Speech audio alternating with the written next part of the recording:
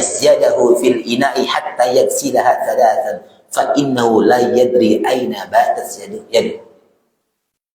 Ada satu hadis yang menyebutkan, jika salah seorang dari kalian bangun dari tidurnya, janganlah ia celupkan tangannya ke bejana sebelum mencucinya terlebih dahulu 3 kali.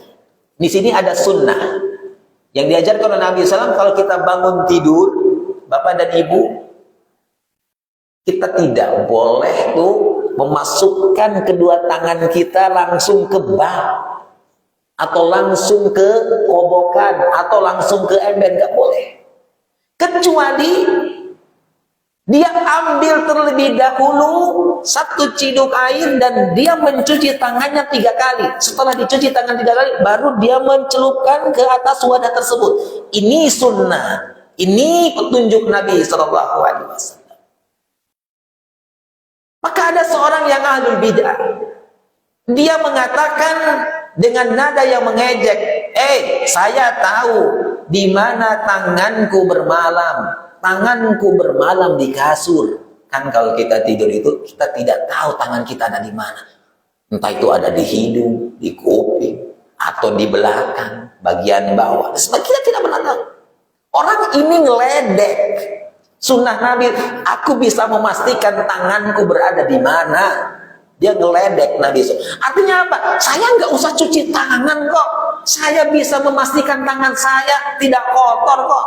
Tangan saya di atas kasur, tidak kemana-mana. Apa yang terjadi? Di pagi harinya ketika orang itu bangun dari tidurnya, dalam keadaannya tangannya sudah masuk ke dalam buburnya. Maka At-Taimi beliau mengatakan, maka dari itu hendaklah seorang berhati-hati menganggap remeh sunnah Nabi SAW dan sesuatu yang bersifat mengikuti Nabi SAW. Kenapa? Akibatnya fatal. Sehingga pantas kalau Allah berikan kelemahan kepada umat ini. Sehingga pantas kalau umat ini dikuasai oleh umat-umat yang lainnya. Karena mereka sudah beramai-ramai meninggalkan sunnah Nabi SAW. Jadi kalau kita ingin mengembalikan kejayaan umat ini, sebagaimana jayanya umat ini di zaman sahabat Nabi SAW, satu jawabannya, kita kembali kepada ajaran Rasulullah. Kita hidupkan sunnah Nabi SAW sekecil apapun. Jangan pernah berbangga diri dengan kebudayaan, dengan ajaran bangsa lain yang seakan-akan keren. Ada standing party yang kita kenal, makan sambil berdiri. Ketika masuk di acara tersebut, semua manusia berdiri makannya. Kita jangan ikutan. Kita punya sunnah Nabi SAW. Kita punya tata cara makan yang sudah diajarkan oleh Nabi SAW. Di antaranya apa? Seorang muslim tidak boleh makan sambil berdiri karena Rasul yang melarangnya. Kita cari, sekalipun diejek oleh seluruh pengisi gunung tersebut. Makan duduk.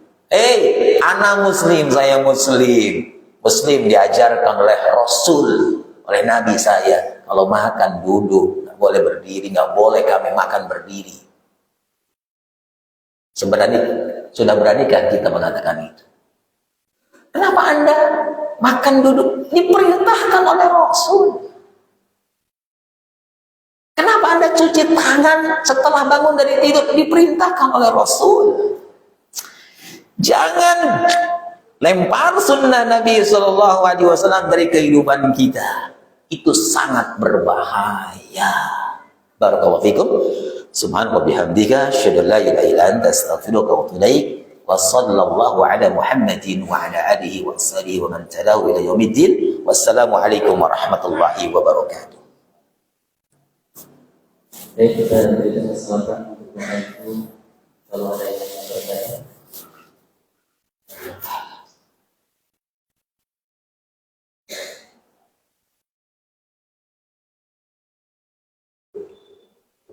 Assalamualaikum.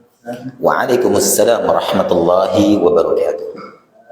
Saya di Jumat ini banyak masih menanyakan hal itu ya.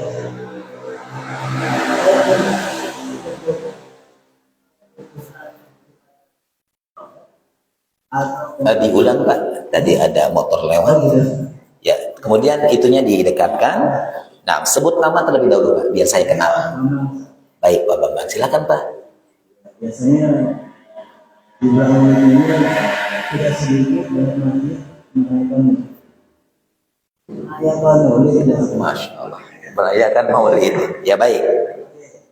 Pertanyaan saya, apa itu bentuk suatu pengkultusan atau cinta kepada Rasulullah sebagai suri dan terbaik? Baik. Nah, baik. Hanya satu Pak. Pak Bambang, terima kasih Pak, jazakallahu khairan katsir atas pertanyaannya. Mudah-mudahan dari pertanyaan itu melahirkan ilmu. Yang ditanyakan adalah apakah bentuk perayaan Maulid Nabi SAW sebagai bentuk pengkultusan atau sebagai bentuk cinta kepada Nabi SAW. Tadi sudah dijelaskan. Di antara bentuk pembuktian bahwa kita mencintai Nabi SAW. Ada berapa tadi yang pertama? Tadi sudah disampaikan. Yang pertama apa?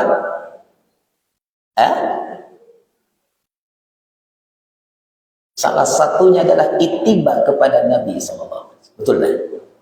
Salah satu adalah mengikuti Nabi SAW. Selalu mendahulukan Nabi SAW. Ya.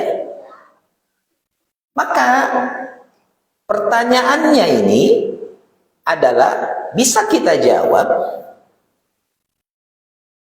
orang yang berhak untuk melakukan perayaan hari kelahirannya adalah orang yang dilahirkan, betul tak?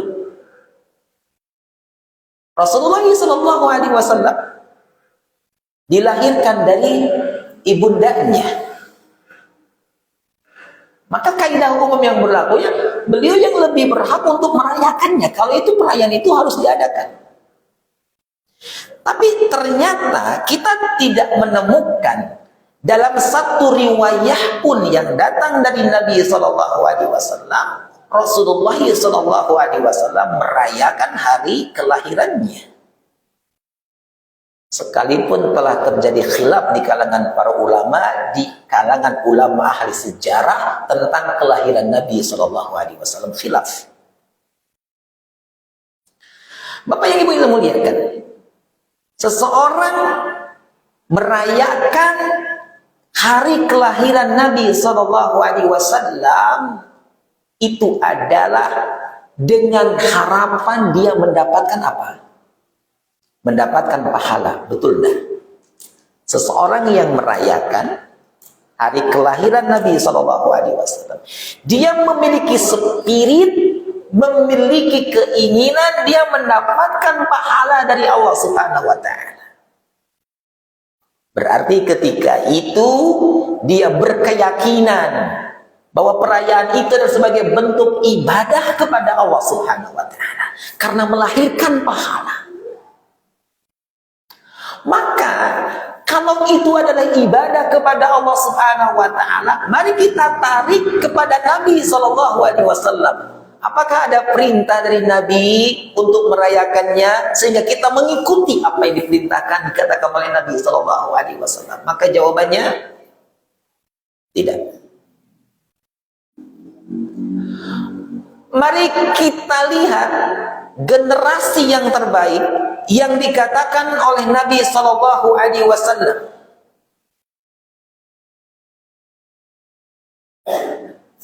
Khairun nasi qarni, sebaik-baik manusia adalah manusia yang sezaman, yang hidup sezaman denganku. Siapa? Para sahabat. Summal ladina yalunahum, kemudian generasi setelah sahabat siapa? Tabi'in. Summal ladzina yalunahum. Kemudian generasi setelah tabi'ut tabi'in. Ini generasi yang terbaik yang diucapkan, yang dikhabarkan oleh Nabi SAW. Terbaik dalam hal apanya? Terbaik dalam ibadahnya, terbaik dalam akhlaknya, terbaik dalam ketaatannya, terbaik dalam adab kepada Rasulullah SAW. Adakah kita menukil dari 3 generasi terbaik ini, dari sahabat tabi'in, tabi'ut tabi'in, satu riwayat yang menunjukkan bahwa bentuk pengagungan mereka kepada Nabi dengan merayakan Maulid, dengan merayakan hari kelahiran Nabi SAW, maka kita tidak menemukan.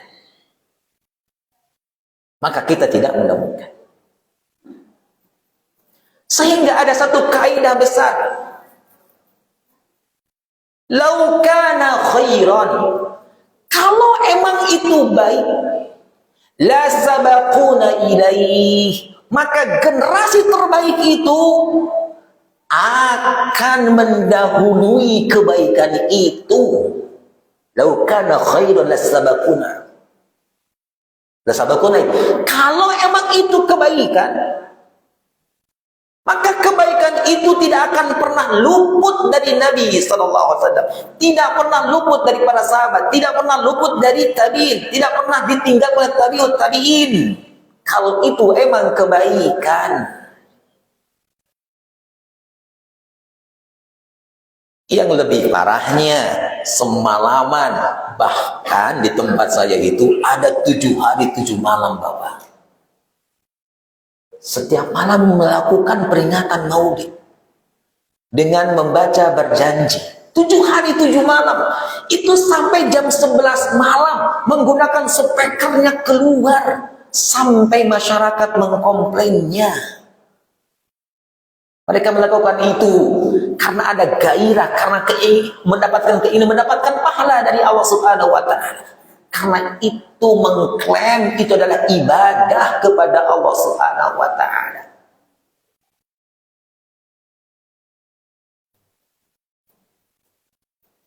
Maka namanya ibadah harus ada 2 unsur. Kalau itu ibadah harus ada 2 unsur di dalamnya. Yang pertama unsur ikhlas kepada Allah Subhanahu wa taala. Ikhlas saya melakukan itu. Ya, baik. Kalau memang ada ikhlas karena Allah Subhanahu wa taala, kita tidak permasalahkan. Tapi yang keduanya, apakah ada unsur yang kedua? Ittiba kepada Nabi SAW. Apakah Rasulullah SAW mencontohkan itu sebagai bentuk pengagungan kepada beliau dengan menggunakan acara-acara itu? Maka kita tidak mendapatkan. Allahu a'lam bissawab. Itu jawaban saya, Bapak.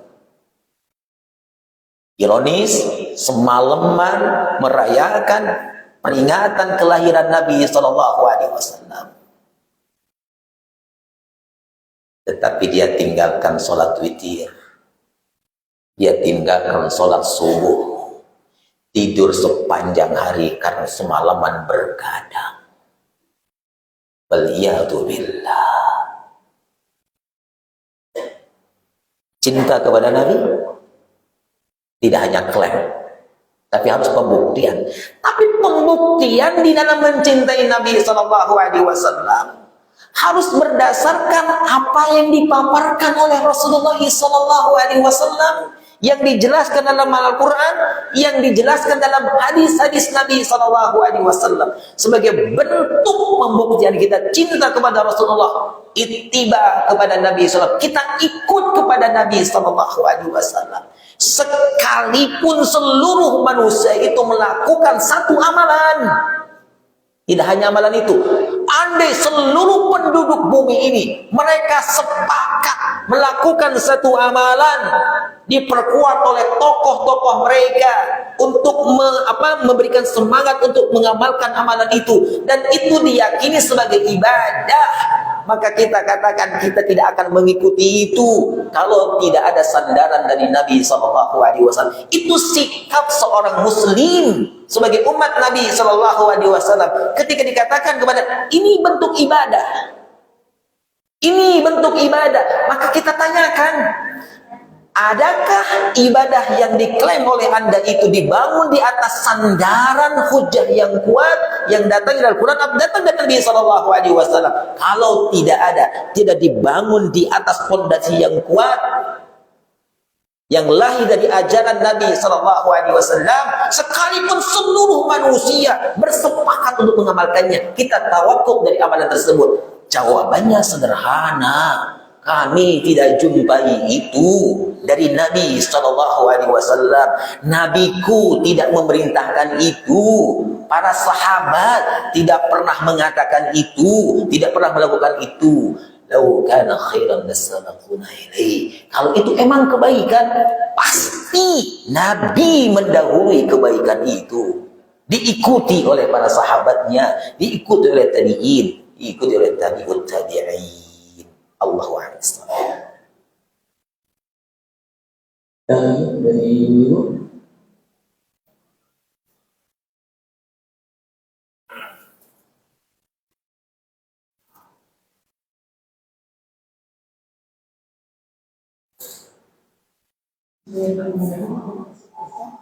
Assalamualaikum warahmatullahi wabarakatuh. Waalaikumsalam warahmatullahi wabarakatuh.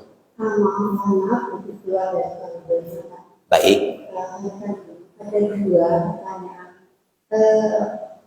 Jujur saya pribadi ada debat dengan pira saya pertama mengenai mengajarkan saat jenazah di dalam kubur. Kedua juga tahlilan Pak selama 40 hari, 1 minggu seperti itu Pak. Bahkan ada juga yang tahlilan kubur di kuburannya. Itu maksudnya bagaimana? Baik. Waalaikumsalam warahmatullahi wabarakatuh. Dua pertanyaan, bagaimana hukum mengazankan jenazah di dalam kubur? Dijawab dengan dua jawaban. Yang pertama adalah fungsi azan itu untuk apa? Fungsi azan itu untuk apa? Fungsi adzan itu adalah untuk memanggil kaum muslimin karena sudah tibanya sholat fardu, entah itu maghrib, isya, subuh, atau zuhur dan asar. Maka muadzin mengumandangkan adzan. Maka adzan di dalam Islam itu berfungsi yang pertama untuk mengumumkan, untuk memberitahukan kepada kaum muslimin bahwa waktu sholat telah tiba. Lalu agar mereka bersegera hadir di masjid untuk melaksanakan sholat berjamaah. Itu fungsi adzan. Adapun fungsi iqamah, kan adzan dan iqamah juga biasanya kan di kuburan itu. Setelah adzan kemudian iqamah kan? Bukankah begitu? Saya pernah melihat itu. Setelah adzan iqamah. Iqamah berfungsi untuk pemberitahuan sholat itu akan segera ditegakkan. Jika ketika iqamah kaum muslimin bangkit dari tempat duduknya membentuk shaf. Bahkan di zaman Nabi Sallallahu Alaihi Wasallam, muadzin Nabi SAW, di antaranya Bilal, iqamah. Qomat kalau bahasa kitanya, qomat itu Nabi SAW keluar dari rumahnya dan masuk ke peimaman, baru bilang qomat, iqamah. Itu menunjukkan bahwa sholat akan segera ditegakkan, akan sholat dilaksanakan. Itu fungsi adzan. Lalu kalau adzan ini yang fungsi seperti itu dibawa ke orang yang sudah meninggal dunia, diadzanin katanya, diiqamatin. Fungsinya untuk apa? Di zaman Rasulullah SAW ada orang yang meninggal dunia. Rasulullah meninggal dunia, betul kan? Rasulullah SAW sering dan banyak mengurus jenazah dari para sahabat Nabi SAW. Entah itu yang sakit atau entah yang meninggal di perang pertempuran melawan musuh-musuh Islam. Tentunya Rasulullah SAW merangkai, mencontohkan kepada para sahabat Nabi SAW bagaimana yang harus dilakukan kepada seorang jenazah. Rasulullah SAW mencontohkan Dan Rasulullah mengamalkan langsung di hadapan para sahabat Nabi Shallallahu Alaihi Wasallam dalam rangka apa? Mengurus jenazahnya. Termasuk rangka dalam pengurusan jenazah adalah menguburkan mayit. Menguburkan mayit di liang lahatnya. Itu dilakukan oleh Nabi Shallallahu Alaihi Wasallam. Nyatanya kita tidak mendapatkan dari hadis yang sahih yang datang dari Nabi Shallallahu Alaihi Wasallam ini dilakukan oleh Rasulullah Shallallahu Alaihi Wasallam. Ini dilakukan oleh Umar, Utsman, Ali, Abu Bakar Siddiq radhiyallahu anhu. Mereka adalah sahabat-sahabat besar Nabi Shallallahu Alaihi Wasallam. Ini tidak dilakukan oleh Nabi Shallallahu Alaihi Wasallam. Ustaz, ada hadisnya. Maka kalau kita mau fair menghukumi sebuah hadis, maka kita diskusikan secara mustalahul hadis. Apakah hadis ini sahih? Atau hadis ini hasan? Atau seperti apa? Maka hadis tentang mengadzankan mayit itu adalah bukan hadis yang sahih datang dari Nabi Shallallahu Alaihi Wasallam. Maka sepatutnya kaum muslimin tidak mengamalkan itu, karena bangunan hukumnya lemah. Bangunan hukumnya lemah. Ya, bangunan hukumnya lemah. Bagaimana dengan tahlilan 7 hari, bahkan ada 40 hari. Bahkan di sana, di tempat tinggal saya, Bapak dan Ibu yang saya muliakan, terjadi bargaining, terjadi tawar-menawar. Tentang apa?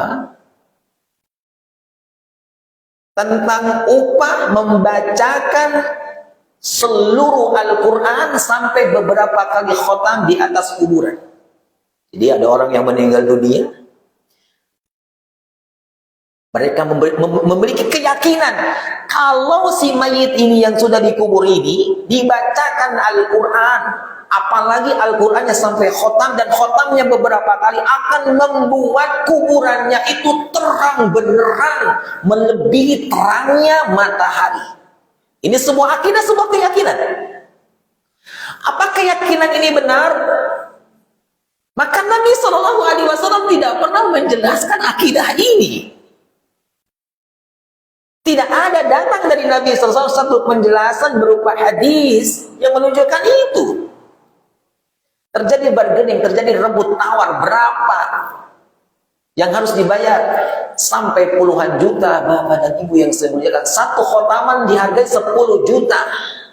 40 kali khotaman itu 40 juta. Bahkan ada satu khotaman itu 20 juta. Tergantung si pelaksananya itu bargaining kepada apakah orang yang ditinggalkan orang kaya atau tidak. Semakin kaya dia, tawarannya semakin mahal. 20 juta, 30 juta, ratusan juta dikeluarkan untuk mengurus jenazah. Apakah ini ada di zaman Nabi Shallallahu Alaihi Wasallam? Di zaman Nabi ada orang yang meninggal dunia. Di zaman Nabi ada orang yang dikubur. Apakah Nabi Shallallahu Alaihi Wasallam halau, woro-woro mengumpulkan para sahabat Nabi Sallallahu Alaihi Wasallam, yuk kita pergi ke kuburan si fulan untuk membacakan Al-Quran seluruhnya?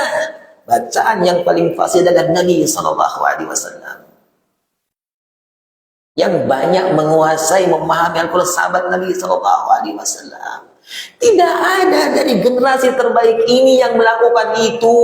Amalan itu muncul dari orang-orang yang belakangan, yang kalau ditanya kepada mereka mana hujahnya,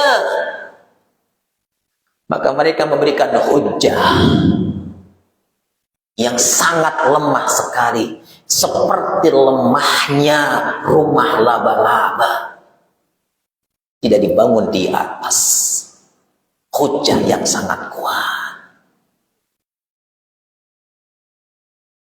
Berkumpul di rumah orang yang berduka tidak boleh lebih dari 3 malam, 3 hari. Lebih dari itu dikatakan oleh para ulama, itu sebagai apa? Meratapi mayit. Meratapi mayit.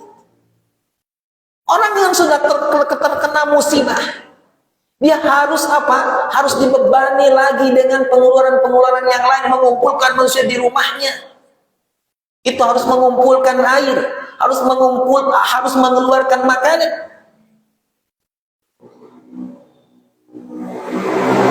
Dibebani dengan masalah-masalah itu. Justru yang sunnahnya yang diajarkan oleh Rasulullah ditinggalkan. Sunnah Nabi SAW ketika kita mendengar orang yang ditinggal wafat, ditinggal meninggal oleh kerabatnya, kita datangi, kita bawa makanan yang sudah matang. Kenapa? Mereka tidak sempat makan. Bukan bawa beras yang belum dimasak, Ibu. Bawa beras yang belum masak. Bawa berasnya yang sudah diakel, yang sudah masak. Bawa tuh bakakak ayamnya, bawa tuh sop iganya.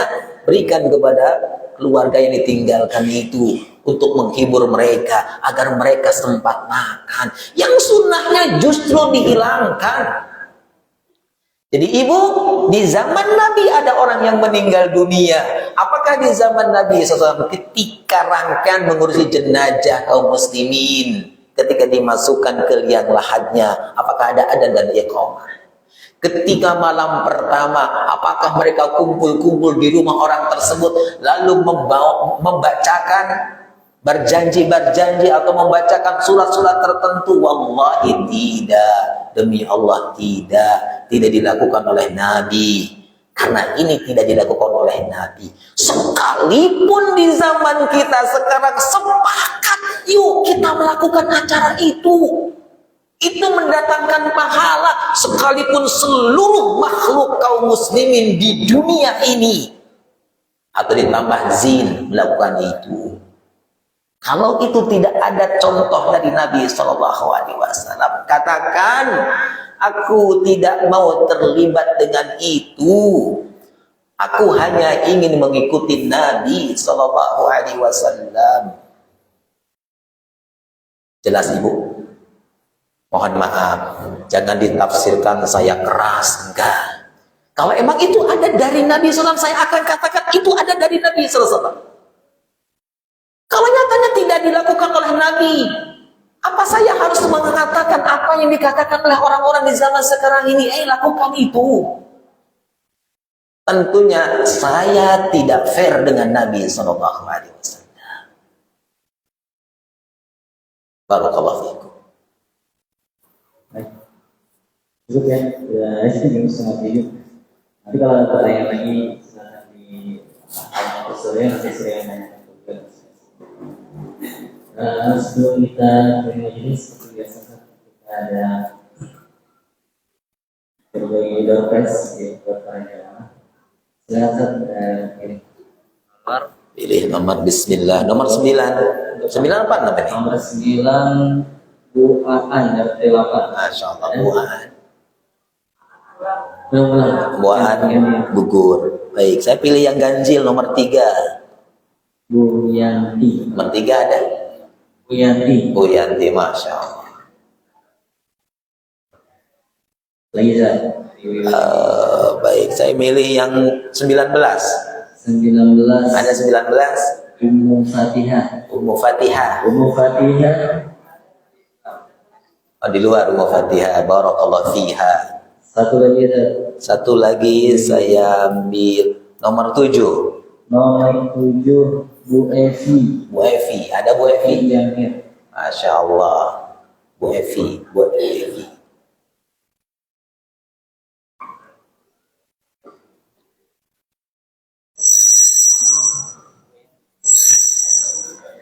Sarapan pagi pakai Roma, bukan dengan Roma ya, pakai Roma, bukan dengan bapak-bapak. Iya. Bapak-bapak, baik. Iya. Nomor 2. Nomor 2 Hadir nomor 2. Javin.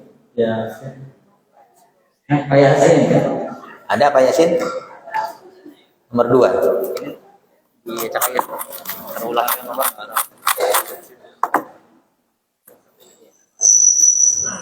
Nomor 16. Nomor 16 Pak Saifullah. Saifullah. Pak Saifullah nomor 16. Kemudian satu lagi Ustaz. Satu lagi. Baik. Dua-dua ada? Nomor 20 Pak Jauhar. Pak Jauhar. Mana Pak Jauhar? Oh, belum sini. Masya Allah. Allah yubariku fiik. Silakan ambil.